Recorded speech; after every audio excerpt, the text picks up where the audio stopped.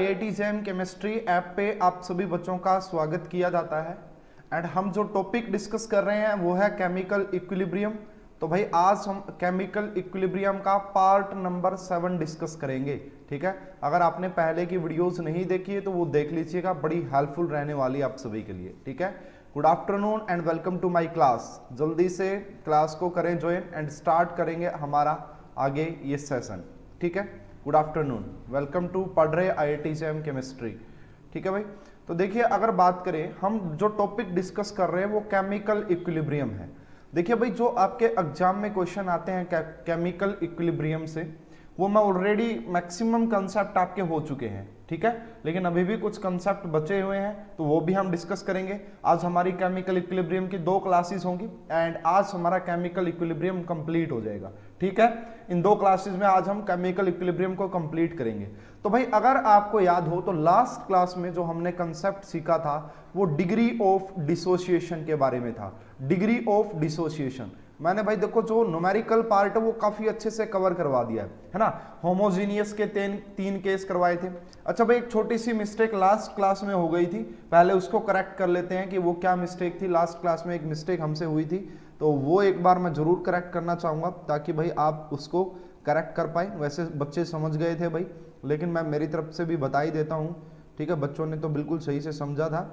देखिए भाई, last class में जो हमारी मिस्टेक हुई थी, सूर्या ने मुझे बताया भी था कि भाई ये मिस्टेक हो गई, ये सर जल्दबाजी में। कोई बात नहीं, ऐसी हो जाती है और आपको पता लगना बड़ा इंपॉर्टेंट है। देखिए भाई, इस क्वेश्चन में अगर पर्टिकुलर बात करें तो यहाँ पे जो मैंने आपका जो वॉल्यूम लिखा वो 1/v लिख दिया है। ठीक है, नीचे वॉल्यूम 1/v नहीं आएगा। शायद इसी में आपको डाउट था भाई, है ना, शायद इसी में डाउट था। देखिए अगर डेल्टा NG हमारा यहाँ पे क्या नजर आ रहा है आपका, इसमें था या किसी और में था डाउट, देख लेते हैं, कोई बात नहीं। तो यहाँ पे जो डेल्टा NG है वो आपका 1 नजर आ रहा है। अगर डेल्टा NG 1 है तो ये 1/v होगा। ये तो सही है भाई, ये तो सही है, इसमें नहीं होगा, फिर वो किसी पिछले वाले में होगा। कहीं ना कहीं डाउट था ऐसा भाई, है ना।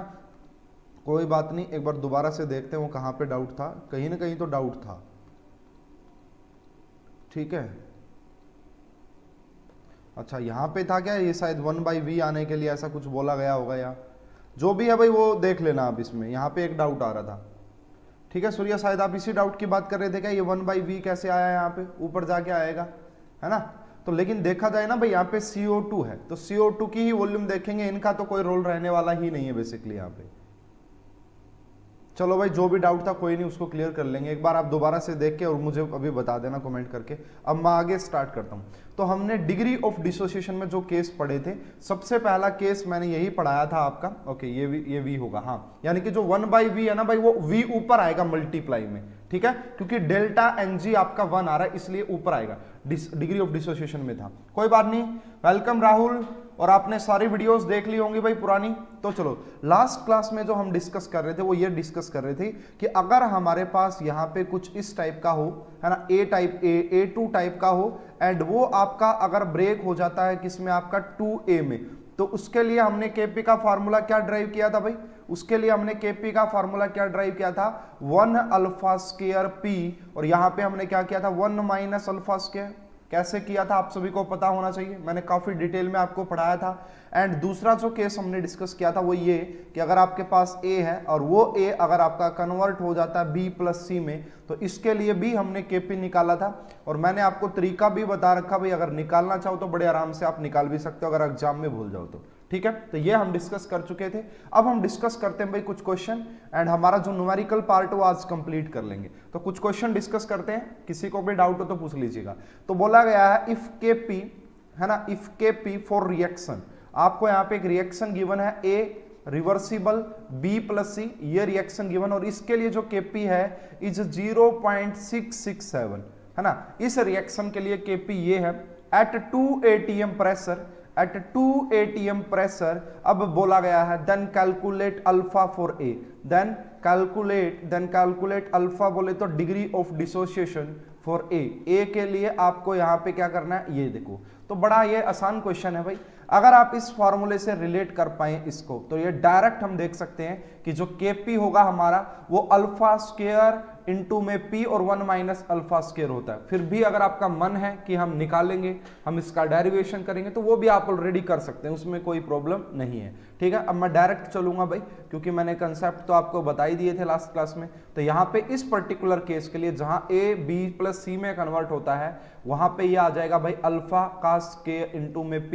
And 1 minus alpha square. अब हमारा यहाँ पे टारगेट क्या है कि ये तो वैल्यू हमें गिवन है भाई, कितनी गिवन है 0.667 को मैं 2/3 भी लिख सकता हूं। ठीक है, इनटू में अल्फा स्क्वायर हो गया, p यहाँ पे आपको 2 गिवन है। ठीक है, p की वैल्यू आपको यहाँ पे 2 गिवन है।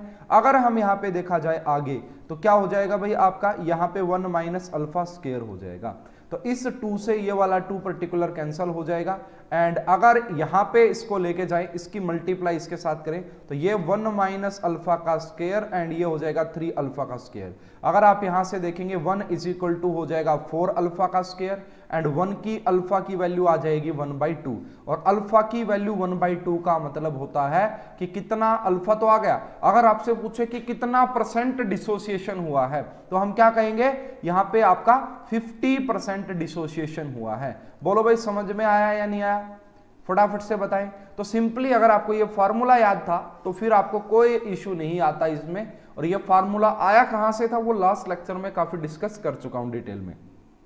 ठीक है, चलें भाई नेक्स्ट क्वेश्चन पे। तो ये आसान सा क्वेश्चन था भाई, इसको आप इजीली अटेम्प्ट कर सकते हैं। देखिए और कैसे कैसे क्वेश्चन पूछे जा सकते हैं। इक्विलिब्रियम में कंसेप्ट, बस एक बार कंसेप्ट बता के उसकी प्रैक्टिस करो, वो सबसे बेस्ट तरीका होता है इक्विलिब्रियम का। और इक्विलिब्रियम ऐसा चैप्टर भाई, एक बार अगर आपको समझ में आ गया ना तो आप एग्जाम में क्वेश्चन सोल्व कर दोगे, भूलते नहीं हो। कंसेप्ट है ये, सब कंसेप्ट होते हैं यहाँ पे। ठीक है, अब देखिए बोला गया कि इफ Kp है ना, एक रिएक्शन है आपके पास, इफ Kp फॉर A, एक रिएक्शन है A से 2B।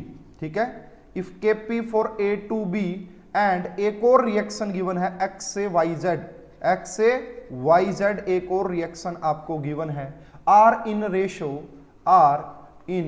रेशो, इन दो रिएक्शन के लिए जो Kp है वो आपका 1:9 में है। वो क्या आपका 1:9 में है। एंड अब आगे आपसे बोला गया है DOD का मतलब होता है डिग्री ऑफ डिसोसिएशन या फिर अल्फा ऑफ x, है ना, ऑफ x, ए लिख लो यहाँ पे पहले, sorry, a and x are equal. अगर इन दोनों का डिग्री ऑफ डिसोसिएशन इक्वल हो, किस किस का, a का और x का, तो आपको कैलकुलेट करना है then calculate ratio of equilibrium pressure for first and second reaction। तो आपको यहाँ पे pressure, calculate ratio of equilibrium pressure, कि इक्विलिब्रियम पे जो प्रेशर रहा होगा for first and second reaction, ये आपको निकालना भाई। देखो अच्छा क्वेश्चन है ना, रेशियो ही आपसे पूछा है, तो ये एक मैं कहूंगा कि अच्छा क्वेश्चन है सेकंड रिएक्शन के तौर पे। फटाफट से इसका आंसर बताएं भाई अगर आपको पता है तो। देखो भाई अगर आपको आइडिया है फॉर्मूले का, ये जो आप देख पा रहे हैं A से 2B गया है ना, ये आपका किस टाइप का है, ये आपका फर्स्ट रिएक्शन टाइप का है। यहाँ पे A2 लिखो, 2A आ गया, कोई प्रॉब्लम नहीं है इसमें। तो यहां से देखो A से 2A गए तो उसके लिए Kp का फार्मूला ये होता है, और जब आप A से B प्लस C में जाते हैं उसके लिए Kp का फार्मूला ये होता है। ठीक है भाई, समझ में आ रहा है स्टूडेंट्स? आप रिप्लाई जरूर देना भाई, जो भी बच्चे देख रहे हैं, तो रिप्लाई देने से काफी अच्छे से समझ में आएंगी चीजें। तो अगर मैं कहूं पहली रिएक्शन के लिए मेरा Kp क्या हो जाएगा भाई, पहली रिएक्शन के लिए Kp1, अगर मैं कहूं कि यहाँ पे जो प्रेशर है वो P1 है, तो क्या हो जाएगा, ये हो जाएगा 4 अल्फा स्क्वायर, यहाँ पे हम लिखेंगे P1 और यहाँ पे क्या हो जाएगा 1 माइनस अल्फा का स्क्वायर। अगर मैं आपसे कहूं कि भाई Kp2 क्या होगा भाई, Kp2, तो Kp2 क्या हो जाएगा, इस रिएक्शन, ये रिएक्शन आपको किस टाइप की नजर आ रही है भाई, ये तो हमें इस टाइप की नजर आ रही है। इसका मतलब जो हमारा Kp2 हो जाएगा वो क्या हो जाएगा, अल्फा का स्क्वायर हो जाएगा, यहाँ पे P2 हो जाएगा एंड यहाँ पे 1 माइनस अल्फा का स्क्वायर। अब क्या बोला है कि इन दोनों का, कि Kp1 एंड Kp2 का जो रेशो है ना वो 1:9 है, तो इसलिए हम क्या करेंगे, इन दोनों को डिवाइड कर देते हैं। यानी कि हम क्या करेंगे, Kp1 एंड Kp2 का रेशो निकालते हैं।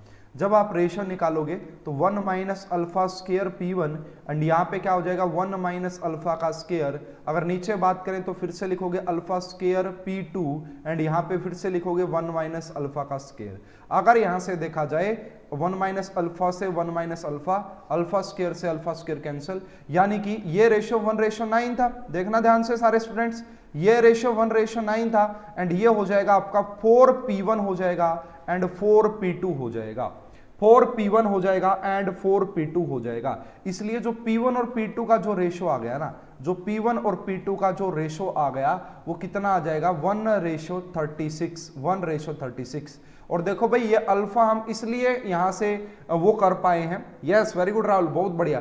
ये अल्फा हम इसलिए कैलकुलेट कर पाए हैं क्योंकि एग्जामिनर ने बोला हुआ है कि यहां पे जो अल्फा है ना ए का जो अल्फा है और x का जो अल्फा है वो इक्वल है। अगर ये इक्वल नहीं होते ना तो फिर मैं क्या लेता यहां पे, अगर ये इक्वल नहीं होते तो मैं लेता 4 अल्फा 1 का स्क्वायर, ठीक है। तो फिर अल्फा 1 किसके लिए हो जाता, ए के लिए, एंड अल्फा 2 किसके लिए हो जाता, सेकंड वाली रिएक्शन x के लिए हो जाता है। समझ में आई बात? तो ये बोला था जब भी इतनी आसानी से हम इसको कर पाए। अगर यहां पे दे देता कि पहली रिएक्शन के लिए अल्फा ये है, दूसरी रिएक्शन के लिए अल्फा ये है, तब हमें फिर अल्फा की वैल्यू भी पुट करनी पड़ती और फिर थोड़ा सा आपका ये कंफ्यूज हो जाता। सर हेट्रोजीनियस के लिए यूनिट ऑफ केपी क्या होगा? अच्छा कैंसिल भी हो गया भाई मैसेज, दोबारा से लिखो क्या पूछना चाह रहे हो, कोई बात नहीं दोबारा से लिखिए। देखो भाई एक और बड़ा जबरदस्त कंसेप्ट आपको सिखा देता हूं, बहुत ही बेहतरीन कंसेप्ट है भाई ये वाला। जो नेक्स्ट कंसेप्ट है हमारा, इसको ध्यान से देखिएगा, ठीक है। इसको मैं कहूंगा बिल्कुल एडवांस लेवल का कंसेप्ट है, इंपॉर्टेंट है। इससे आपके 2-3 कंसेप्ट बहुत ज्यादा स्ट्रॉन्ग होने वाले हैं। देखिए भाई अगर आपके पास क्या गिवन है, फॉर एग्जांपल यही रिएक्शन गिवन है हैबर प्रोसेस वाली, 2 अमोनिया गैस है ना, जब भी कुछ ना लिखा हो गैस उसका मतलब, ठीक है। इससे आपको पता है कि N2 गैस मिलती है और प्लस में 3H2 गैस मिलती है। अब इस टाइप के क्वेश्चन को कैसे डील किया जाता है, अगर यहाँ पे मान लीजिए कि आपसे बोला गया कि इनिशियली अमोनिया के मोल गिवन, बस और कोई जानकारी गिवन नहीं है, ठीक है। तो देखिए अगर मैं बात करूं t = 0 पे, तो यहां से 1, यहां से 0, यहां से 0। अब यहां पे डायरेक्ट अगर अल्फा दे दे तो क्या होता है वो एक ध्यान से समझिएगा। अगर मैं बात करूं यहां पे t = t इक्विलिब्रियम पे, तो यहां पे क्या होगा 1 माइनस अल्फा, इसको 1 माइनस अल्फा लिखेंगे भाई, ध्यान से देखिएगा 1 माइनस अल्फा। अब देखिए अगर आप यहां पे अल्फा लिखेंगे ना, अगर आप यहां पे भाई 1 यहां से अल्फा निकला है तो यहां पे आपको मिलेगा इसका जो कोफिशिएंट है 1 और इसके कोफिशिएंट से डिवाइड कर देना भाई, है ना, यानी कि अल्फा बाई 2 मिलेगा। इसको थोड़ा सा ध्यान से समझिएगा, काफी इंपॉर्टेंट है। मैंने क्या कहा, अगर यहां से अल्फा निकला है, ठीक है, तो यहां से आपको मिलेगा अल्फा बाई 2 और यहां से क्या मिलेगा, इसका 3 है तो आपने किया 3, इसका डिवाइड में 3 अल्फा बाई 2, ये क्या हो जाएगा आपका 3 अल्फा बाई 2 हो जाएगा। सर हेट्रोजीनियस के लिए यूनिट ऑफ केपी क्या होगा, if reactant are solid and gas and product are only gases. देखिए भाई सूर्या, जो हेट्रो का केस है ना, उसमें अगर गैस है ना तो गैस की ही यूनिट आएगी, गैस की ही यूनिट आएगी। सॉलिड केपी के एक्सप्रेशन में हम दिखाएंगे ही किसको, गैस को दिखाएंगे सिर्फ, है ना। जैसे मैंने आपको लास्ट क्लास में भी एग्जांपल दिया था, अभी भी बता देता हूं। जैसे ये वाला एग्जांपल दिया था कैल्शियम कार्बोनेट का सॉलिड एंड ये रहा, अगर यहाँ पे CaO सॉलिड आया और यहाँ पे CO2 आया गैस, तो आप क्या लिखेंगे केपी आप क्या लिखेंगे, केपी आप लिखेंगे कि पार्शियल प्रेशर ऑफ CO2, बस।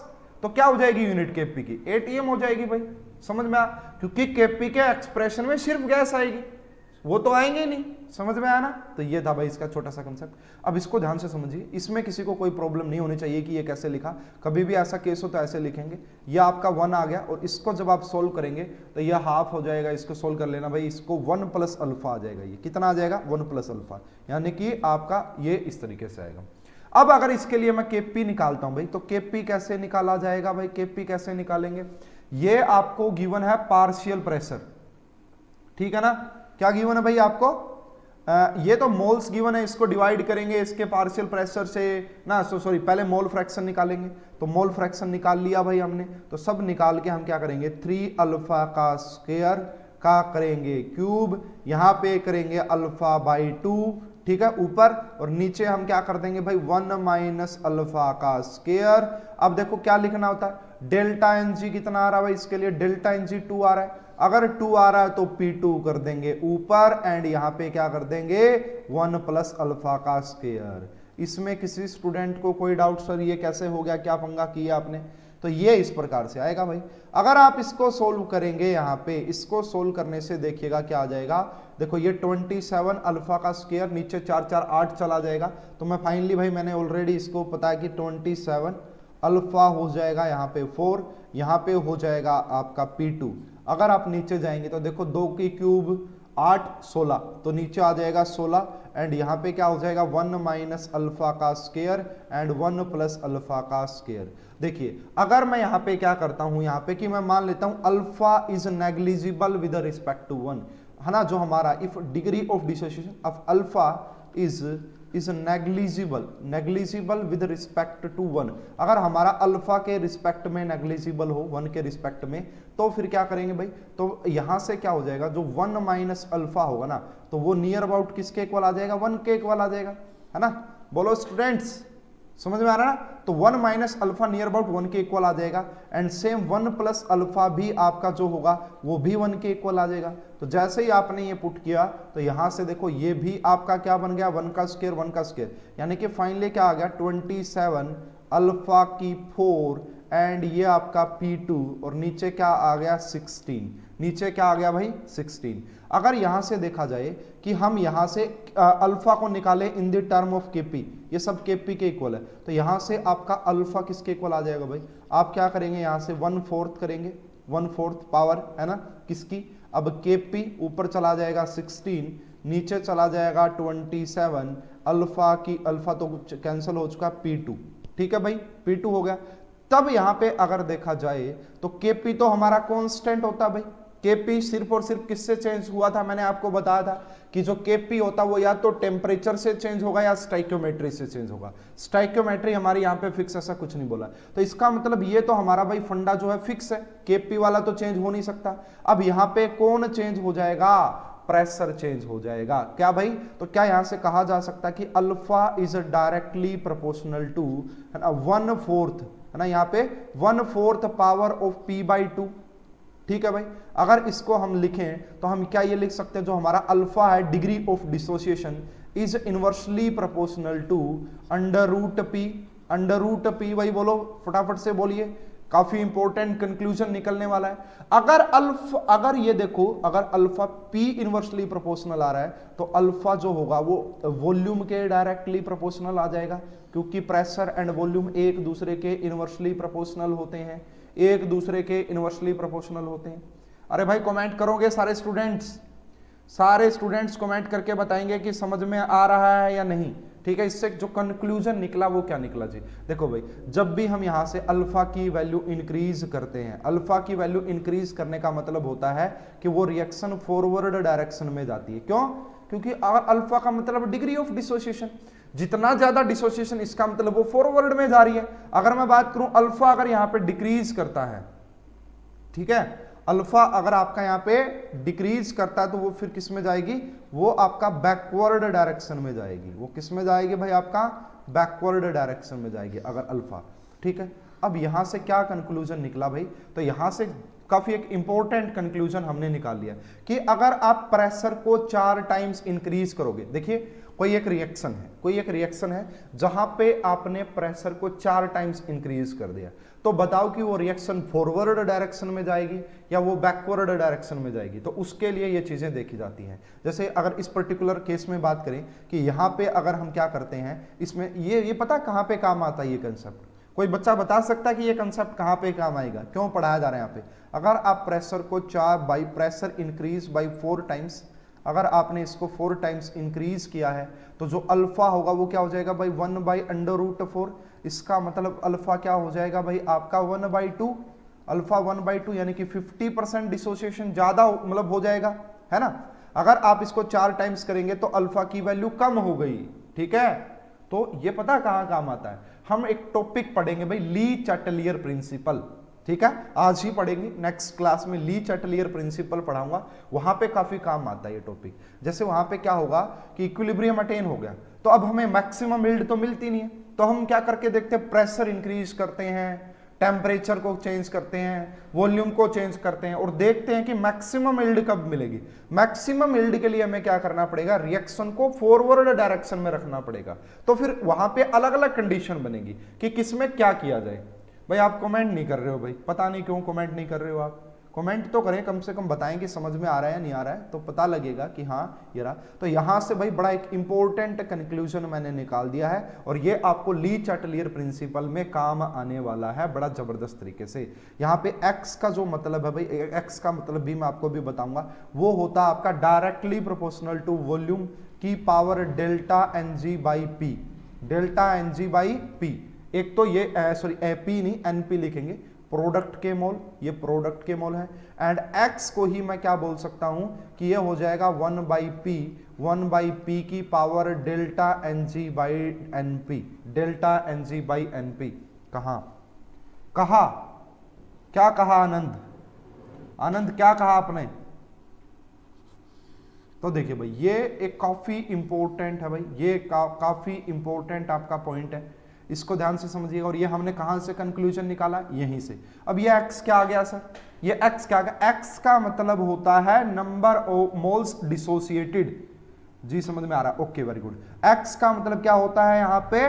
मोल्स डिसोसिएटेड, कि कितने मोल का डिसोसिएशन हुआ है, मोल डिसोसिएटेड होता है, या इसे आप डिग्री ऑफ डिसोसिएशन भी बोल सकते हैं। एक ही बात है भाई, अल्फा भी बोल देना चाहिए, कोई इशू नहीं है, ठीक है। डेल्टा एनजी का मतलब यहाँ पे क्या है? डेल्टा एनजी का मतलब मैं आपको पहले भी बता चुका हूं कि number of moles of product in gaseous phase minus में number of moles of reactant in gaseous phase, इनका जो डिफरेंस होता है वही हमारा डेल्टा एनजी होता है। और तीसरी चीज यहां पे एक एनपी भी आया है, एनपी का मतलब होता भाई आपका मोल्स ऑफ प्रोडक्ट।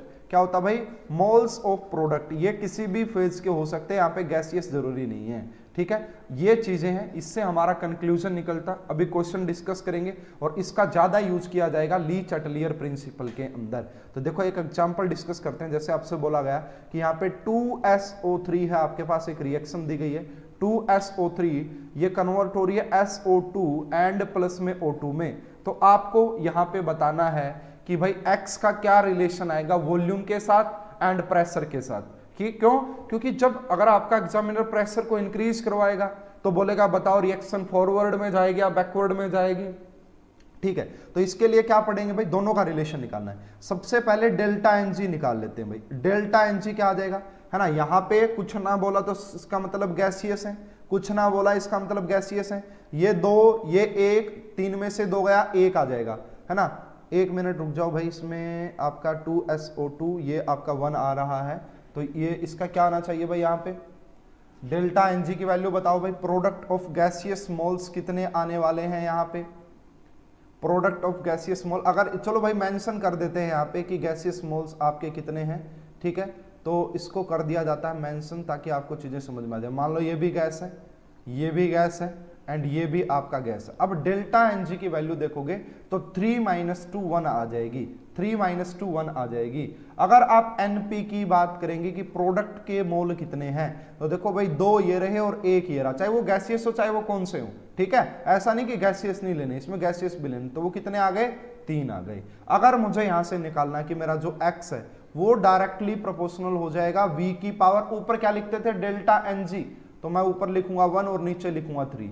अगर ऐसे ही मुझे x लिखना होता तो मैं लिखूंगा 1/p की पावर 1/3। इसमें अगर किसी स्टूडेंट को डाउट है कि मुझे तो नहीं समझ में आया सर, तो वो मुझसे पूछ सकता है, मैं भी उसका सॉल्यूशन यहाँ पे बता दूंगा, ठीक है भाई।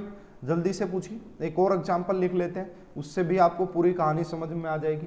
जैसे कि अब आपसे बोला गया कि PCl5 गैस है, ठीक है। इसको आपने कर दिया भाई PCl3 के अंदर, गैस के अंदर ही, एंड Cl2 गैस के अंदर ही आपने किया है। तो इसके लिए बताइए भाई ये x का वेरिएशन क्या आने वाला है। तो सबसे पहले निकालेंगे डेल्टा एनजी, डेल्टा एनजी आ रहा है 1। अगर फिर निकालेंगे NP, number of moles of product, वो कितने आ रहे हैं? 2 आ रहे हैं। तो क्या करेंगे भाई? x is directly proportional to इसकी power 1/2 and x is directly proportional to p की पावर 1/2, ठीक है, ओके वेरी गुड, ठीक है भाई। अब देखो कि चलो ठीक है सर, ये तो हमें हम लिख लेंगे, कोई प्रॉब्लम नहीं है। क्वेश्चन की लैंग्वेज में कोई क्वेश्चन हो तो वो बताओ। तो ये क्वेश्चन आप ध्यान से देखना, इस टाइप से क्वेश्चन डिजाइन करता है एग्जामिनर। आपसे बोला गया कि एक रिएक्शन है 2SO2 गैस की रिएक्शन आपने करवाई है O2 गैस के साथ। अब आपको जो यहाँ पे मिला वो SO3 गैस मिली है, 2SO3 गैस मिली है, ठीक है। यहाँ पे आपको क्या मिली है भाई, इसको थोड़ा सा दोबारा से लिख देते हैं, तो यहाँ से आपको 2SO3 गैस मिली है। अब आपसे बोला गया है कि if volume of container is increased by 4 times then dissociation will be. देखिए क्या बोला, इफ वॉल्यूम ऑफ कंटेनर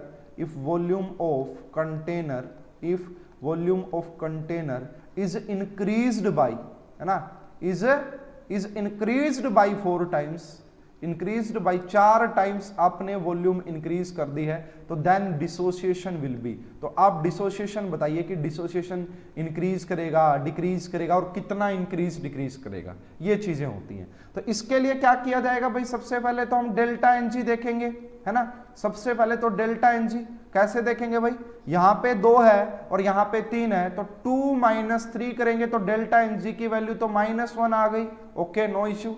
अगर आपसे बोला जाए एनपी कितना होगा प्रोडक्ट के मोल, तो वो आप कहेंगे 2। तो अगर मैं यहां से कहूं मेरा x किसके इक्वल हो जाएगा, तो आप सभी को पता कि x is directly proportional to, ये डिसोसिएशन है, कितने मोल डिसोसिएट हुए, ये किसके इक्वल आ जाएगा भाई, आपका यहाँ पे वॉल्यूम, है ना, और वॉल्यूम की पावर क्या कर देंगे 1/2, वॉल्यूम की पावर क्या कर देंगे 1/2। इसका मतलब देखिए 4 टाइम्स आपने किया है तो ये 1/4, सॉरी, अगर 4 टाइम्स किया तो ये 4 और 4 का -1/2, 4 का -1/2 का मतलब होता है 4 का 1/2, ठीक है, 4 का 1/2, और 4 का 1/2 आप सभी को पता होना चाहिए वो कितना होता है 1/2। तो ये जो आपका डिसोसिएशन है, डिसोसिएशन आपका 1/2 हो जाएगा। ठीक है, समझ में आई, बोलो भाई समझ में आया क्या, ठीक है। ऐसे क्वेश्चन पूछे जाते हैं, ऐसे क्वेश्चन आपसे पूछे जाते हैं। जैसे एक और क्वेश्चन ट्राई कर लेते हैं भाई, एक और क्वेश्चन ट्राई कर लेते हैं, फिर हमारा नेक्स्ट कंसेप्ट है उसके ऊपर चलेंगे। अगर आपके पास यहाँ पे यहाँ पे ए गैस गिवन हो भाई आपके पास, ठीक है ना, तो यहाँ पे ए गैस है, उसकी रिएक्शन आपने 2B गैस के साथ करवाई है, जिससे कि आपको यहाँ पे जो मिला वो 3C गैस मिला है। ठीक है, आपको यहाँ पे 3C गैस मिलेगा। क्या मिल गया भाई, यहाँ पे 3C गैस मिल गया। इसको आप सॉलिड मान लेते हैं यहाँ पे भाई, ठीक है, इस बार इसको हम सॉलिड मानते हैं ताकि थोड़ा सा डिफरेंस आए। ये गिवन है। अब इन्होंने बोला if equilibrium pressure is increased bye 8 times, if equilibrium pressure, yes very good, सारे बच्चे कमेंट करें, if equilibrium pressure is increased bye 8 times, अगर आपने 8 टाइम्स इंक्रीज कर दिया है देन डिसोसिएशन विल बी। अब बताओ डिसोसिएशन कितना होगा, dissociation will B.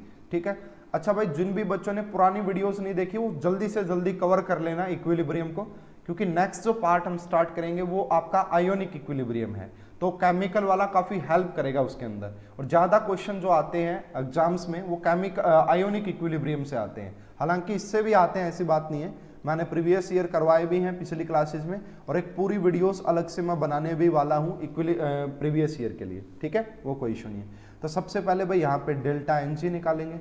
Delta N G देखो 3 और 2, अब ये सॉलिड है, सॉलिड के नहीं देखेंगे, तो कितना हो जाएगा 3 - 2, कितना हो जाएगा भाई 1, 3 - 2 कितना हो जाएगा 1। अगर मैं यहाँ पे बात करूं कि मेरा एनपी कितना होगा प्रोडक्ट के मोल, तो वो 3 हो जाएंगे। अब प्रेशर निकालना है, तो x is inversely proportional to p की पावर क्या लिखा था हमने, डेल्टा एनजी बाई एनपी, तो वो कितना हो गया, वो 1/3 हो गया। तो अब यहां से अगर आपने 8 टाइम्स इंक्रीज कर दिया है ना, अगर आपने यहाँ पे 8 टाइम्स इंक्रीज कर दिया, इसका मतलब देखिएगा 8 एंड यहाँ पे आपने लिखा 1/2, 1/3, एंड ये कितना आ जाएगा, ये भी आपका हाफ हो जाएगा। समझ में आ रही बात। अब देखो कंडीशन चेंज हो रही है दोनों बातों की कंडीशन चेंज है। यहाँ पे भी डिसोसिएशन 1/2 था, है ना, और यहाँ पे भी डिसोसिएशन 1/2 था, लेकिन ये चीजें अलग है, ये रिएक्शन अलग है, इनकी स्टीरियो सब कुछ, मतलब स्टीरियो कहाँ से आ गई यहाँ पे, इनकी स्टाइक्योमेट्री अलग है ना, जिसकी वजह से डेल्टा एनजी चेंज हो रहा है। और यही बात आपको पढ़ाएं भी गए, है ना।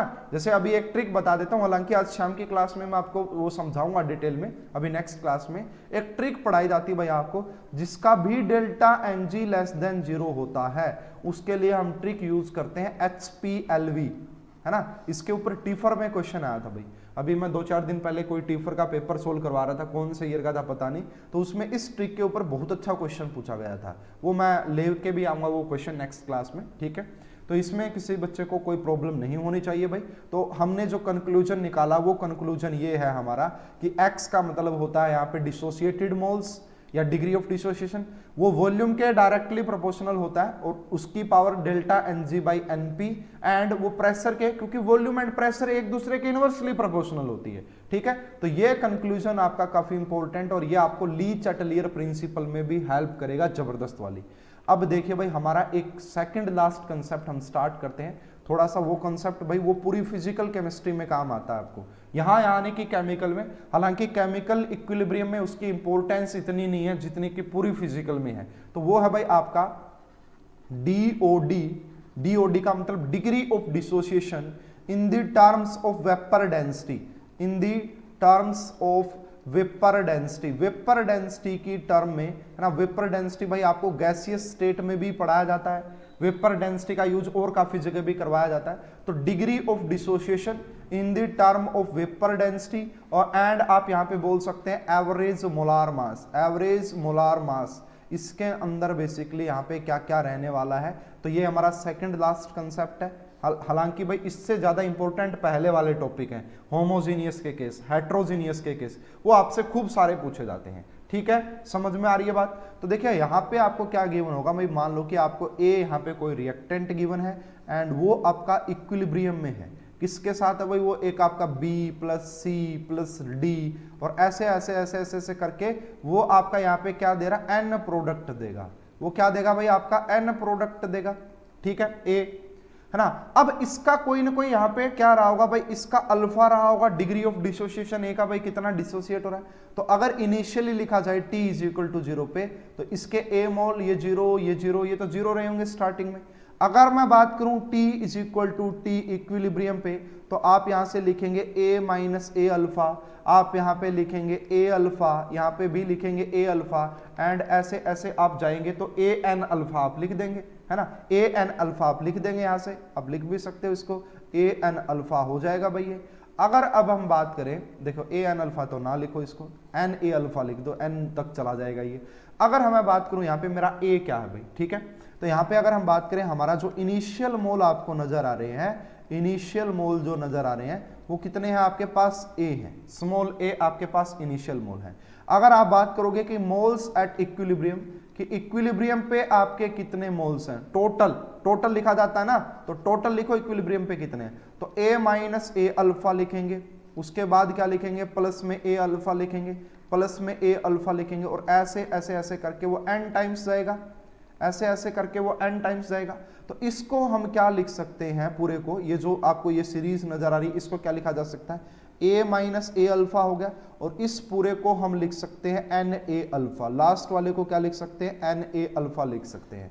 अगर अब मैं यहां से आपका a कॉमन ले लूं, इस पूरे में से a कॉमन ले ले, तो ये क्या आ जाएगा भाई, देखो यहाँ पे 1, यहाँ पे माइनस, एंड यहाँ पे हो जाएगा plus n alpha, plus n alpha, ठीक है। तो यानी कि यहां से हम ये कह सकते हैं कि ये जो हमारा a हो जाएगा ना, a ये क्या हो जाएगा भाई आपका 1 प्लस, ठीक है, 1 plus n minus 1 alpha, n minus 1 alpha, ये क्या आ गए, ये आ गए total moles at equilibrium, total moles at equilibrium आ गए ये वाले, ठीक है भाई। अब देखो यहाँ पे कुछ टर्म्स हैं, उनको एक बार समझते हैं, उसके बाद आपको पूरी कहानी समझ में आने वाली है। हालांकि भाई इसका पूरी फिजिकल में ही यूज होता है, जरूरी नहीं कि सिर्फ यहाँ पे इसी चैप्टर में यूज होगा। तो यहाँ पे देखो अल्फा क्या होता है भाई, अल्फा बोले तो डिग्री ऑफ डिसोसिएशन, इसका मतलब होता है मोल्स डिसोसिएटेड। पुराने लेक्चर में काफी डिटेल में डिस्कस किया भाई, जो बच्चे फॉलो कर रहे हैं उनको पता होगा, मोल डिसोसिएटेड एंड इनिशियल मोल, कि भाई स्टार्टिंग में आपने कितने मोल लिए थे और कितने मोल डिसोसिएट हो गए, वही हमारा अल्फा होता है, ठीक है। अगर मैं यहाँ पे इस टर्म में अल्फा लिखूं तो अब क्या हो जाएगा, मोल डिसोसिएटेड बाय ए अल्फा।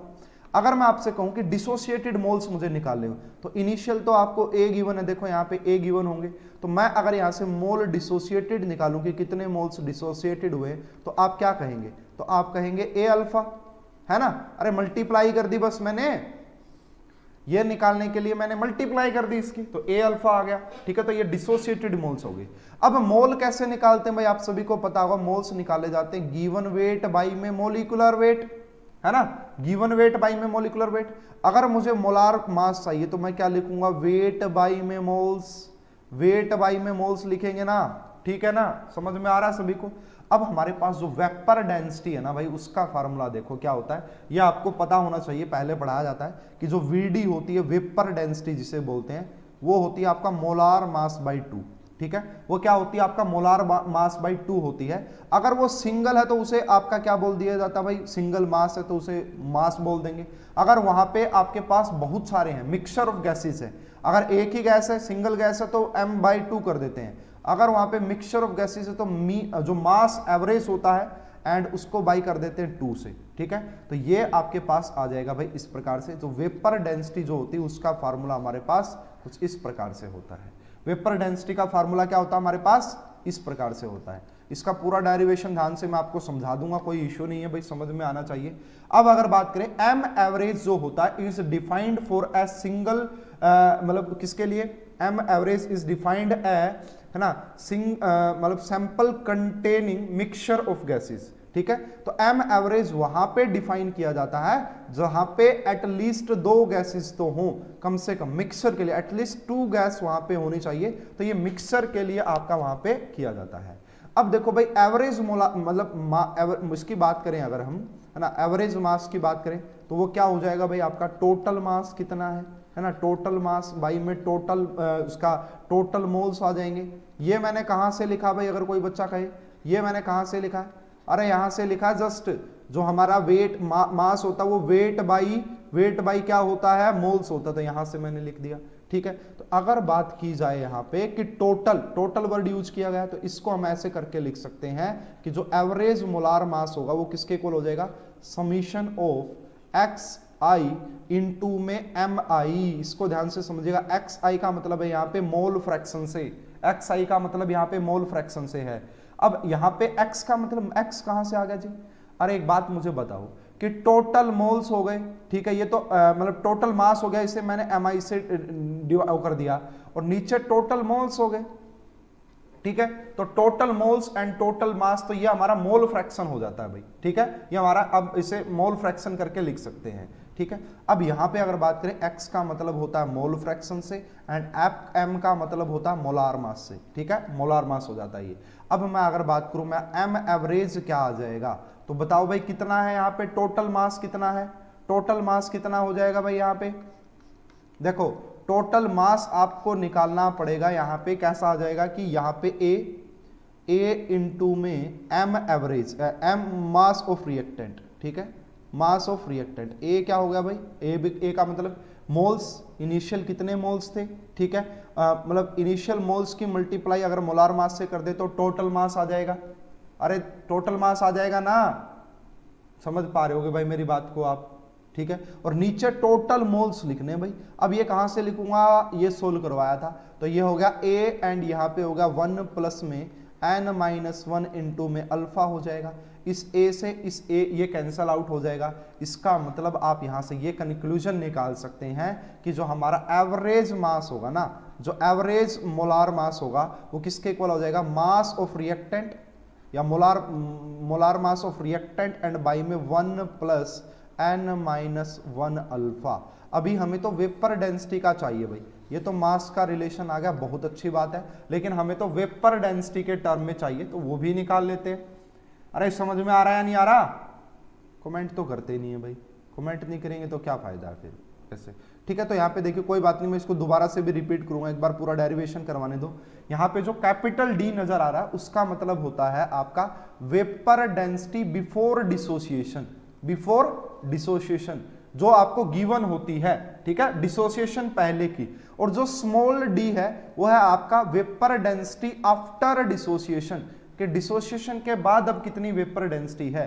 अब ये भी किसके इक्वल हो जाएगी, m एवरेज बाई में 2 करेंगे, ठीक है। इसका मतलब अगर मैं यहां से बात सॉरी m नहीं रिएक्टेंट की करते हैं भाई, क्योंकि इनिशियली तो रिएक्टेंट ही प्रेजेंट है वहां पे, है ना, बिफोर का मतलब वहां पे रिएक्टेंट ही प्रेजेंट है, इसलिए ये क्या हो जाएगा भाई, ये रिएक्टेंट का हो जाएगा, क्या, रिएक्टेंट का। तो यानी कि अगर मैं बात करूं यहाँ पे कि जो मास ऑफ रिएक्टेंट हो जाएगा, weight molar mass of reactant, क्या वो 2d के इक्वल हो जाएगा। d का मतलब यहाँ पे है वेपर डेंसिटी बिफोर डिसोसिएशन, बिल्कुल सही है। अगर मैं यहाँ पे लिखूं अब आफ्टर डिसोसिएशन, अब यहाँ पे भाई बहुत सारी गैसेज आ चुकी होंगी, तो इसे हम लिखेंगे मोलार, एवरेज मोलार मास, और इसको डिवाइड करेंगे 2 से। तो यहाँ पे मेरा जो एवरेज मोलार मास आ जाएगा वो किसके इक्वल, 2 और स्मॉल डी के इक्वल आ जाएगा। अब मैंने अभी आपको जस्ट एक फार्मूला क्या पढ़ाया कि एवरेज मास जो होता है mass of molar mass of reactant by में 1 प्लस n-1 अल्फा। तो यहां से अगर देखा जाए तो इसको लिखेंगे 2d। देखो भाई इस m के इस इक्वेशन में पुट किया है, अगर मैं इसको इक्वेशन नंबर 1 बोल देता हूं, इसमें पुट कर दी ये वैल्यू, तो ये हो जाएगा 2d, है ना। ये क्या हो जाएगा भाई आपका 2 स्मॉल डी, ये 2 कैपिटल डी, एंड ये हो जाएगा 1 plus n-1 alpha, 1 plus n-1 alpha. तो यहां से जो हमारी स्मॉल डी की वैल्यू आ जाएगी, यहां से जो हमारी स्मॉल डी की वैल्यू आ जाएगी वो आ जाएगी डी, एंड ये हो जाएगी आपका 1 plus n-1 alpha, 1 plus D, and ये हो जाएगी आपकी 1 प्लस n-1 अल्फा। लो जी, ये अब आपके पास एक रिलेशन आ गया जो आपको ध्यान में रखना है। ये एक आपके पास जर्नल फार्मूला आ गया है। अगर आप जानना चाहते हैं कि इसमें ये क्या क्या है, देखो ये आपका होती है स्मॉल डी का मतलब होता है vapour density after dissociation, capital D का मतलब होता है vapour density before dissociation, 1 n क्या होगा यहाँ पे, n का भी मतलब बताते हैं अभी, और 1 क्या होगा, ये सब अभी आपको इनका मीनिंग समझाया जाएगा। ठीक है, अभी इसको और भी अगर ज्यादातर क्या किया जाता है ना, एग्जामिनर अल्फा निकलवाता है, आपसे बिफोर डेंसिटी देगा, है ना, आपसे वेपर डेंसिटी बिफोर डिसोसिएशन देगा और आफ्टर देगा, बोलेगा अल्फा बताओ, डिग्री ऑफ डिसोसिएशन बताओ क्या होगा। तो इसको अगर सोल्व करें तो कैसे किया जाता है वो मैं एक बार आपको बता देता हूं। देखिए अगर यहां पे सोल्व करें तो ये अल्फा हो जाएगा, देखो इसको मैं ऊपर उठा के ले जा रहा हूं, अल्फा, एक मिनट, हाँ, अल्फा प्लस में आपका यहां पे लिखते हैं n-1 इंटू में हो जाएगा डी अल्फा, इसको क्या लिख सकते हैं, इसकी मल्टीप्लाई की ये आएगा आपका डी, यहां से सॉरी इसको क्या आएगा, इसकी मल्टीप्लाई करनी है इसके साथ, तो ये आ गया डी, ये हो गया n-1 डी अल्फा। अब ये किसके आ गया, डी के इक्वल आ गया, कैपिटल डी के इक्वल आ गया। तो अगर यहां से डी देखा जाए तो हम क्या क्या निकाल सकते हैं भाई डी से, क्या यहाँ पे मैं आपका 1 प्लस में n-1 इंटू में एक मिनट देखना पड़ेगा, n अल्फा हो जाएगा, ये अल्फा हो जाएगा। अगर यहां से d कॉमन लेना चाहते हो तो आप, ठीक है, यहां से अगर यहां से आप d कॉमन लेना चाहते हो तो वो क्या होगा, तो देखो n-1 हो जाएगा, ये n-1, एंड ये आपका हो जाएगा d इंटू में अल्फा, क्या हो जाएगा भाई, d इंटू में अल्फा। आप इसको सोल्व कर लीजिए, हो जाएगा सोल्व। ये अब यहां से जो अल्फा की वैल्यू आ गई ना वो ये आएगी, ये d आपने वहां पे माइनस कर दिया, स्मॉल d, तो कैपिटल D माइनस में स्मॉल d, है ना, देखो ये d तो आ चला गया था ना, कैपिटल D माइनस में स्मॉल d, एंड बाई में 1 माइनस n। ये जो फार्मूला ना भाई, इस फार्मूले का सॉरी n-1 होगा, इस फार्मूले का आपसे जबरदस्त वाला यूज करवाया जाता है यहाँ पे, ठीक है ना। अब भी और कुछ कसर रहेगी क्या इसमें, हाँ बिल्कुल कसर रहेगी, ये जो d यहाँ मल्टीप्लाई था ये यहाँ d आ जाएगा। तो ये होता भाई हमारा अल्फा, अल्फा का मतलब होता है यहाँ पे डिग्री ऑफ डिसोसिएशन, ठीक है, अल्फा का मतलब होता है degree of dissociation, capital D का मतलब होता है vapour density before association, before dissociation, D बाद में, और एन की वैल्यू क्या होती है। तो यहाँ पे एन की वैल्यू मैं आपको बता देता हूँ भाई क्या होती है, सबसे पहले सारी चीजें बता देता हूँ कि क्या होती है यहाँ पे, है ना। अल्फा का आपको पता है, ठीक है, तो यहाँ पे जो डी होता है ना वो आपको नॉन मिलता है ना, वो एग्जामिनर आपको देता है एग्जाम में कि इसकी वेपर डेंसिटी इतनी थी, ऐसे करके देता है। और यहाँ पे जो एन होता है ना वो भी आपको नॉन होता है, और वो कहां से पता लगता है, वो आपको पता लगता है कि जो प्रोडक्ट के मोल हैं एंड बाई में जो रिएक्टेंट के मोल होते हैं, प्रोडक्ट के जो मोल हैं और जो रिएक्टेंट के मोल हैं उनका जो रेशियो होता है ना उसी को हम n बोलते हैं, उसी को हम n बोलते हैं। और यहाँ पे आपको n की वैल्यू ग्रेटर देन 1 मिलेगी, क्यों, अगर 1 हो गया तो ये तो भाई आपका इनफाइनाइट हो जाएगा, और ऐसा पॉसिबल होता नहीं है, ऐसा पॉसिबल होता नहीं है। तो एक बार पूरा दोबारा से बताता हूं कि क्या क्या कहानी क्यों पढ़ी है, इसका मैं रीजन तो समझा ही दूंगा। तो देखो सबसे पहले हमारा जो टॉपिक था, हम ये जानना चाह रहे थे कि जो आपकी डिग्री ऑफ डिसोसिएशन है ना, जिसे हम अल्फा बोलते हैं, डिग्री ऑफ डिसोसिएशन, उसका वेपर डेंसिटी के साथ क्या रिलेशन है एंड एवरेज मोलार मास के साथ क्या रिलेशन है। तो हमने यहाँ पे एक रिएक्शन लिखी इक्विलिब्रियम में, उसके इनिशियल मोल हमें पता लगा कि ए है, हमने देखा कि इक्विलिब्रियम पे वो डिसोसिएट हो जाएंगे, इनिशियल मोल ये थे, इक्विलिब्रियम पे टोटल मोल्स इतने आ गए, टोटल मोल्स इतने आ गए। अब यहां से देखा जाए भाई अल्फा का मतलब होता है मोल्स डिसोसिएटेड, कितने मोल्स डिसोसिएट हुए हैं, एंड इनिशियल कितने मोल थे, ठीक है। तो डिसोसिएटेड मोल ए अल्फा आ गए। मोल क्या होता है भाई, गिवन वेट बाई में मोलार वेट, मोलार वेट क्या हो जाएगा भाई, वेट बाई में मोल्स। वेपर डेंसिटी का फार्मूला ये होता है कि भाई जो आपका मोलार मास होता है बाई में 2, अगर वो सिंगल गैस है तो उसका मोलर मास, अगर वो मिक्सर है गैसेस का, कम से कम 2 गैस होनी चाहिए, ज्यादा कितनी भी हो सकती हैं, तो उनका एवरेज मास लेके अगर 2 से डिवाइड कर दे तो वो वेपर डेंसिटी होती है। अब हमने एवरेज मोलार मास निकाला यहां से, तो वो हमारे पास आ गया ये, ठीक है, कि एवरेज मोलर मास जो होगा वो मोलर मास रिएक्टेंट का 1 + n-1 अल्फा। निकालने के बाद हमने यहां से भाई जो कैपिटल डी होता वो वेपर डेंसिटी बिफोर डिसोसिएशन, ये सब हमने यहां से निकाला। और फाइनली जो हमारा कंक्लूजन है, आपको पूरी राम कहानी समझ में आई हो या नहीं आई हो, लेकिन ये आपके लिए इंपॉर्टेंट है, ये आपका जर्नल फार्मूला हो जाता है, ये आपको याद होना बड़ा जरूरी है, ठीक है। अब देखिएगा भाई कैसे, अगर मैं यहाँ पे 1-2 एग्जाम्पल आपसे बताऊं कि इन एग्जाम्पल से कैसे समझेंगे इसको, तो देखिए N2O4 आपको गिवन है, और ये आपका किस में कन्वर्ट हो रहा है भाई, N2O4 2NO2 में कन्वर्ट हो रहा है। अब इसके लिए आपको बताना है कि यहां से भाई क्या क्या रिलेशन होगा। बेसिकली आपको डी निकालना है, कैपिटल डी निकालना है, कि आप बताइए vapour density before vapour density, यानी कि आपको कैपिटल डी निकालना भाई बिफोर डिसोसिएशन से पहले। कैसे निकालते हैं, सबसे पहले तो देखो यहाँ पे n की वैल्यू निकालेंगे, n बोले तो ये प्रोडक्ट के मोल 2 है, इसको डिवाइड करेंगे इससे, तो यह आ गई।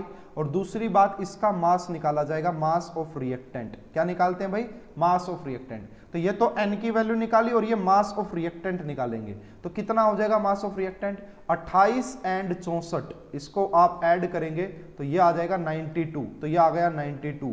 अब अगर मुझे कैपिटल डी चाहिए, स्मॉल डी तो निकालना सीखेंगे, कैपिटल डी चाहिए तो क्या करेंगे, मोलार मास को डिवाइड कर देते हैं n से, तो ये आ जाएगा जी आपका यहाँ पे कैपिटल डी, ठीक है। अगर कई बार क्या करता है एग्जामिनर, कैपिटल डी देता नहीं है, डायरेक्ट नहीं देगा, इनडायरेक्ट उसका कोई रिलेशन बना के देगा, है ना, तो हमें निकालना आना चाहिए।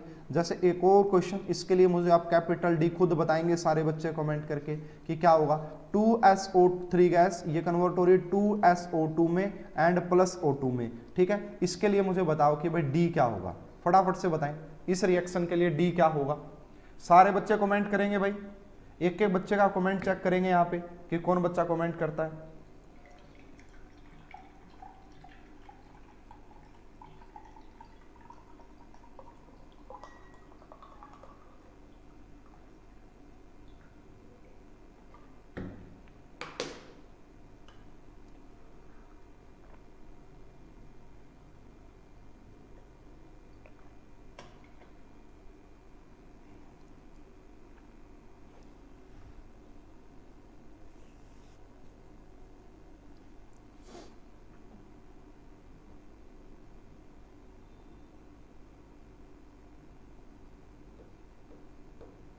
तो देखिए भाई बड़ा आसान है, पता नहीं, सबसे पहले n निकालेंगे। n क्या होता है, प्रोडक्ट के मोल कितने हैं, 2 + 1 3, डिवाइड करेंगे 2 से, ठीक है। अब मुझे क्या चाहिए यहाँ पे, रिएक्टेंट का, यानी कि रिएक्टेंट कौन है, SO3, और SO3 का जो वेट होगा सल्फर का 32 होता है, और 32 में 48 ऐड कर देंगे, 32 में 48 ऐड कर देंगे भाई, ठीक है। तो वो कितना हो जाएगा भाई आपका 80 आएगा, 80। तो फार्मूला क्या होता है, वेपर जो मास होता है उसको डिवाइड किया जाता है 2 से, उसको किससे डिवाइड किया जाता है, 2 से। यहाँ पे ये नहीं है कि ये जो n नहीं होता भाई, सॉरी कभी इसको n समझ जाओ, यहाँ पे इसको सिर्फ 2 से डिवाइड करते हैं। यहाँ पे n हम फ्यूचर के लिए निकालना सीख रहे हैं। यहाँ पे जो मैंने ये d निकाला था वो एवरेज मोलर मास बाई 2 किया था। कभी ये सोचो कि n की वैल्यू पुट की, ना जी ना, n की वैल्यू पुट नहीं की है मैंने, सिर्फ मैं 2 ही होता है, फार्मूला ये होता है। तो इसको किया जाएगा 80/2, इसका आंसर आ जाएगा 40। तो ये तो हमें डिसोसिएशन से पहले की बात की है, ठीक है। अब हम बात करते हैं भाई आगे कि अब क्वेश्चन कैसे आएंगे इससे, जो अच्छे क्वेश्चन है तो वो कुछ इस टाइप के। फर्स्ट केस जो हम यहाँ पे पढ़ते हैं वो पढ़ते हैं भाई, या तो आपका डेल्टा Ng 0 हो सकता है कि डेल्टा Ng 0 हो, या फिर आपका डेल्टा जो n है सिर्फ n वो आपका 1 टाइप की रिएक्शन हो, इस टाइप के लिए हम कैसे देखते हैं, इस टाइप के रिएक्शन के लिए कैसे क्वेश्चन आपको देखने को मिलते हैं, वो रहा। तो एवरेज मोलर मास किसके इक्वल होता है, वो हमें पता कि टोटल मास बाई में टोटल मोल्स, वो हमारा 240 गलत है भाई, छोटू 240 गलत है। आपने ये किया, आपने पता क्या किया, आपने क्या कि m/n कर दिया। अरे भाई मैंने फॉर्मूले में क्या पढ़ाया है, हो सकता है कि मैं वहां पे जल्दबाजी में ऐसा बोल गया हूं, मैंने फॉर्मूले में आपको यह पढ़ाया है कि जो हमारी वेपर डेंसिटी होती है ना, वो मोलर मास बाई 2 होती है, वो मोलर मास बाई 2 होती है, बस फॉर्मूला ये कहता है 2 होती है। 3/2 पुट मत करना, इसमें ये गलती मत करना। अगर मैंने यहाँ पे आपको बताया कि n की वैल्यू पुट करेंगे, ऐसा कुछ नहीं है। n का यूज आएगा, कहाँ पे आएगा वो भी डिस्कस करेंगे, ठीक है। तो देखिए अगर एक यहाँ पे केस लेते हैं भाई, समझते हैं कि आपको यहाँ पे 4a गैस गिवन है, 4a गैस जो कि आपका कन्वर्ट हो रही है 3b गैस के अंदर एंड प्लस में 7c गैस के अंदर, ठीक है। इसके लिए बात करते हैं, इसका जो मोलर मास गिवन है आपको, है ना, इसका जो मोलर मास गिवन है, रिएक्टेंट का मोलर मास, वो आपको 100 गिवन है। वो आपको क्या गिवन है भाई, 100। तो सबसे पहले अब यहाँ पे n की वैल्यू निकालेंगे भाई। अब यहाँ पे n की वैल्यू क्या निकालेंगे भाई, 10 बाई में क्या कर देंगे 4, 10 बाई में 4 कर देंगे। उसके बाद मास ऑफ रिएक्टेंट आपको गिवन है कितना, 100। आप कैपिटल D निकाल सकते हैं, वेपर डेंसिटी कितनी, 100 को डिवाइड कर देंगे 2 से, 100 को डिवाइड कर देंगे 2 से, तो कितना आ जाएगा 50 आ जाएगा। कितना आ जाएगा 50। अगर ये तो देखो, ये अगर सिर्फ इतनी इंफॉर्मेशन दी है, ये हमने अपने आप से निकाला है एंड ये हमने आपसे निकाला। कई बार तो वो वेपर डेंसिटी देगा आपको, अगर ना दे तो की बात यहाँ पे आ जाती है। अब आपको इसके लिए अल्फा ही बताना है कि अल्फा क्या होगा, इसके लिए आपको अल्फा बताना है। तो फॉर्मूला क्या पढ़ाया था आपको कि D, कैपिटल D माइनस में ये, एंड यहां पे मैंने लिखा था n-1 इंटू में अल्फा, अगर सॉरी इंटू में D लिखा था भाई, स्मॉल d लिखा था। यहाँ पे क्या लिखा था, इंटू में स्मॉल d। बट एक चीज ध्यान दीजिएगा, यहाँ पे n-1 d था। अब यहां पे इस n की वैल्यू निकालना बड़ा इंपॉर्टेंट है कि इस n की वैल्यू क्या आएगी, ठीक है ना। क्यों n की वैल्यू क्या आएगी, अभी इसका मतलब समझिए। हो सकता है भाई हमारे पास ऐसा कुछ होता कि आपके पास n1 गैस गिवन है, n1a कन्वर्ट हो रहा होता आपका n2b में एंड प्लस n3c में, तो n की वैल्यू कितनी हो जाती भाई, n की वैल्यू होती n2 प्लस में n3 और इसको डिवाइड कर देते n1 से, इसको डिवाइड कर देते n1 से, ये n की वैल्यू होती है भाई यहाँ पे, ठीक है ना।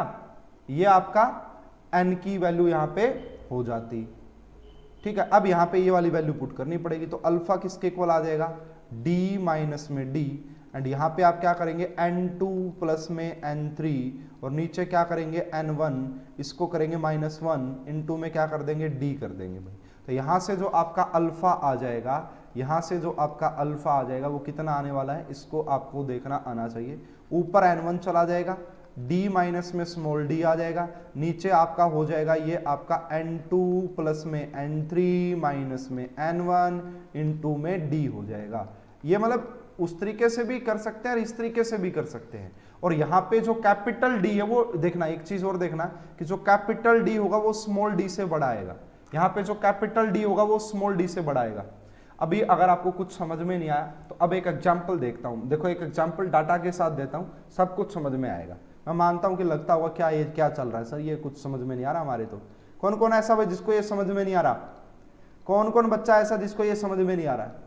अगर समझ में नहीं आ रहा, इस एग्जाम्पल के बाद सब कुछ समझ में आ जाएगा। देखो यहाँ पे बोला इफ ऑब्जर्व्ड वेपर डेंसिटी, देखिए क्या बोला, if observed vapour density of phosphine, of phosphine, phosphine क्या होती है पता ना, PH3 गैस, जैसे अमोनिया होती है ऐसे ही फोस्फीन होती है। इन दी रिएक्शन और इक्विलिब्रियम में आपको रिएक्शन गिवन ही मिलती है भाई। एक रिएक्शन गिवन है क्या कि 4PH3 गैस आपका कन्वर्ट हो रही है आपका P4 में एंड प्लस 6H2 गैस के अंदर, प्लस 6H2 गैस के अंदर इज 13। देन कैलकुलेट, देखिए अब क्या बोला बस, then calculate alpha of PH3, है ना, अल्फा ऑफ PH3। लो जी, ऐसे क्वेश्चन आते हैं, ऐसे क्वेश्चन आते हैं आपके एग्जाम में। क्या बोला, है ना। अब देखो यहाँ पे ऑब्जर्व्ड वेपर डेंसिटी जो है आपका, ठीक है भाई 1 मिनट में थोड़ा सा समय ले रहा हूं यहाँ पे।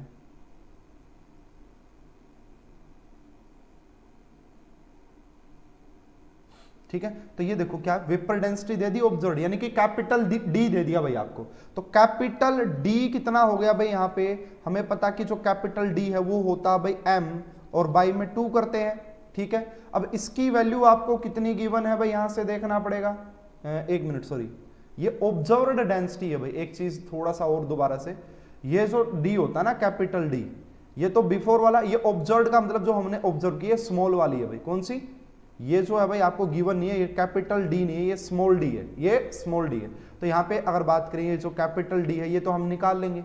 फोस्फीन का जो मोलर मास है फोस्फोरस और प्लस में 3 करेंगे तो ये आपका आ जाएगा 34, इसको डिवाइड करेंगे 2 से तो ये 17 आ गया, ये 17 आ गया। स्मॉल डी आपको गिवन है, ऑब्जर्व्ड का मतलब ये गिवन है, कितना है ये 13 गिवन है। अब आपको ये अल्फा निकालना है, फॉर्मूला हमें पता है भाई यहाँ पे, है ना, हमें अल्फा निकालना है। फॉर्मूला क्या बताया था, फॉर्मूला क्या बताया था इसके लिए कि जो अल्फा हो जाएगा वो हो जाएगा डी माइनस में डी एन माइनस में 1 एंड ये हो जाएगा यहाँ पे स्मॉल डी। तो डी कितना है 17, 17 में से 13, ठीक है। एन कितना हो जाएगा भाई, एन निकालो। एन कैसे निकालेंगे, 7 को डिवाइड कर देंगे 4 से। अरे समझ में आ रहा है ना एन निकालना, देखो 6 और 1 7, तो 7 हो गया ये, और डिवाइड करेंगे इसको 4 से तो ये n की वैल्यू आ गई। यहाँ पे पुट कर दो, तो यहाँ पे पुट करते हैं 7/4 आ गया एंड माइनस में 1, इसकी मल्टीप्लाई कर देंगे 13 से, तो आपका इस क्वेश्चन का करेक्ट आंसर आ जाएगा 16/39। अगर किसी बच्चे को इस क्वेश्चन में डाउट है तो वो पूछ सकता है। अगर किसी स्टूडेंट को इस क्वेश्चन में डाउट है कि हमें तो अभी भी समझ में नहीं आ रहा है ये, तो मैं आपको उसका बिल्कुल अच्छे से समझाने की कोशिश की जाएगी। जल्दी बोलो भाई, जल्दी फटाफट से बोलिए। 1-2 क्वेश्चन और करवा दूंगा आपकी प्रैक्टिस के लिए, जिससे आपकी अच्छी प्रैक्टिस हो जाएगी। और ये लास्ट मतलब सेकंड लास्ट कंसेप्ट है, न्यूमेरिकल खत्म है यहाँ पे। अब एक ली चैटलियर प्रिंसिपल बचता है, वो भी आज के लेक्चर से काफी ज्यादा कनेक्टेड होगा, वो हम अभी डिस्कस करेंगे 4 PM पे, ली चैटलियर प्रिंसिपल। फटाफट से बोले, यस नो, जल्दी से बोलो।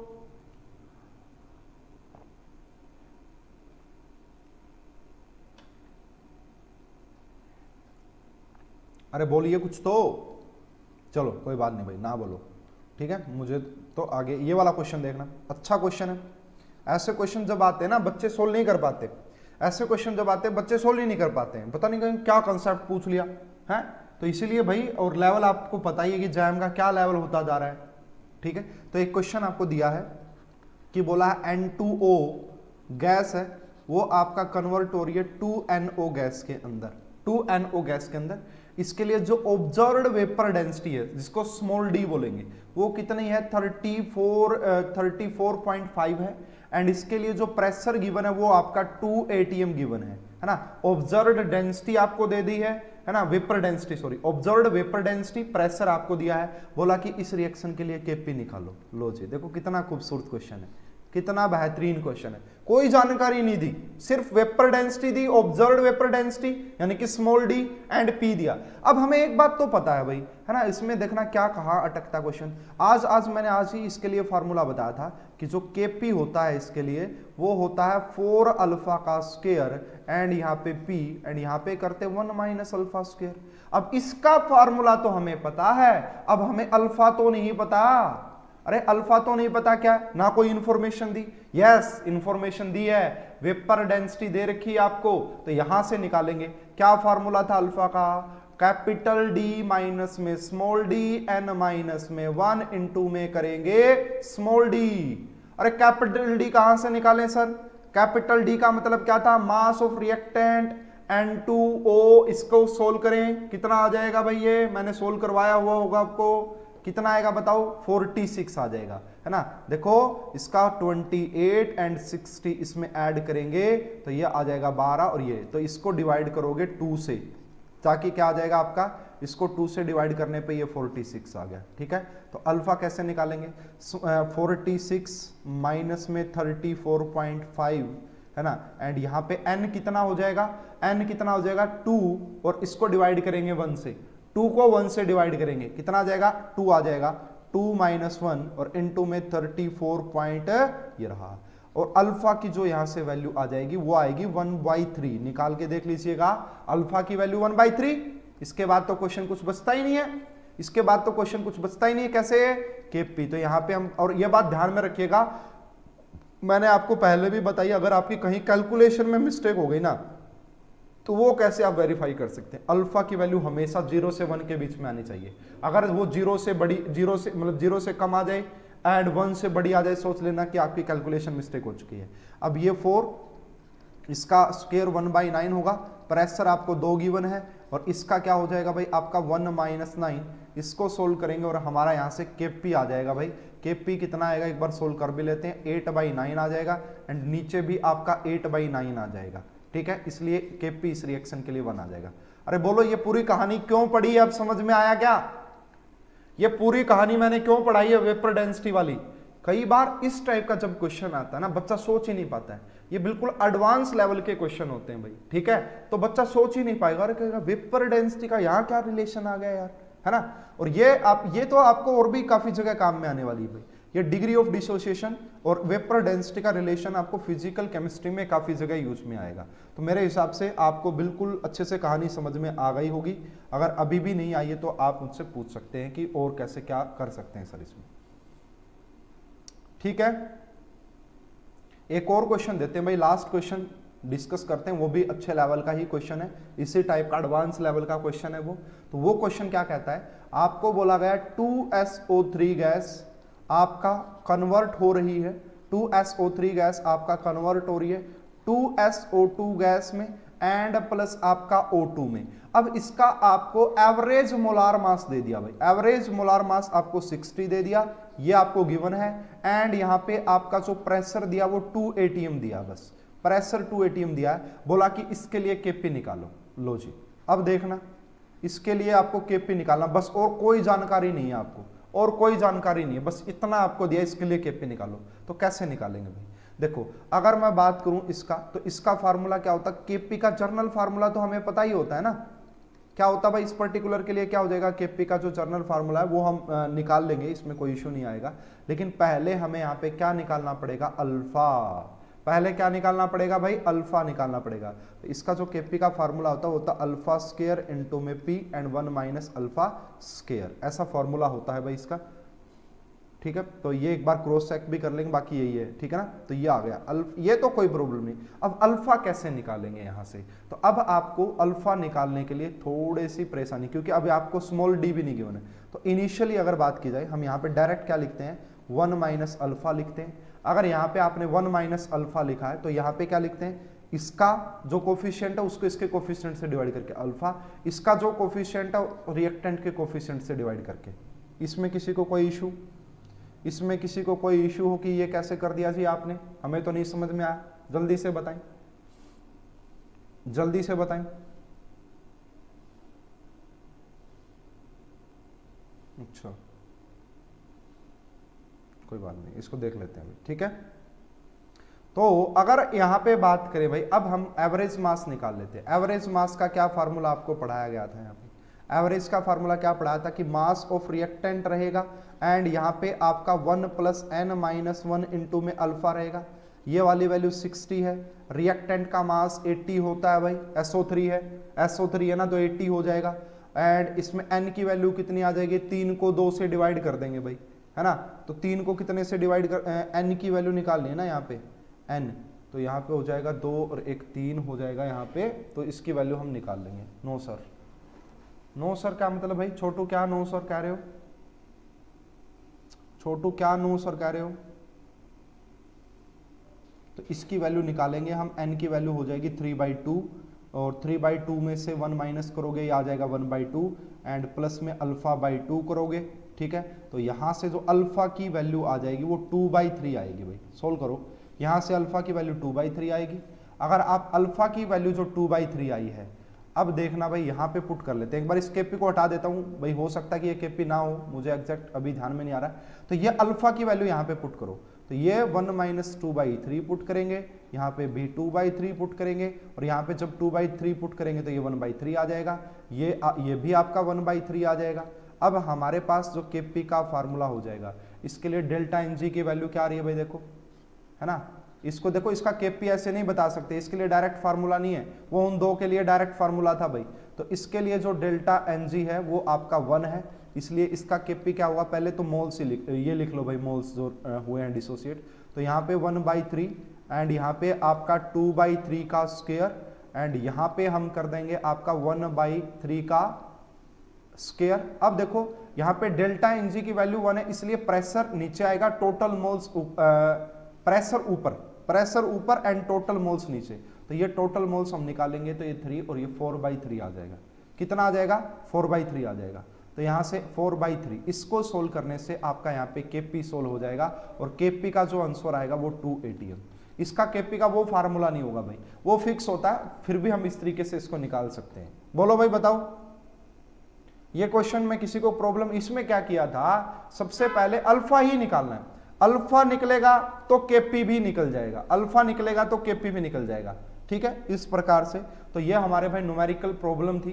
तो लगभग केमिकल इक्विलिब्रियम के हर टाइप का क्वेश्चन आपसे सोल्व होगा, किसी भी एंट्रेंस का क्वेश्चन क्यों ना हो। अब हमारा एक छोटा सा टॉपिक बचता भाई, ली चैटलियर प्रिंसिपल, वो हम डिस्कस करेंगे हमारा नेक्स्ट क्लास में, अभी जो होगी थोड़ी सी देर बाद, ली चैटलियर प्रिंसिपल के बारे में डिस्कस करेंगे एंड फिर भाई आपका आज हम केमिकल इक्विलिब्रियम को कंप्लीट कर लेंगे। इस वीडियो में अभी के लिए इतना ही, फिर भी कोई डाउट आपका रह गया हो तो अभी डिस्कस कर लीजिएगा, कोई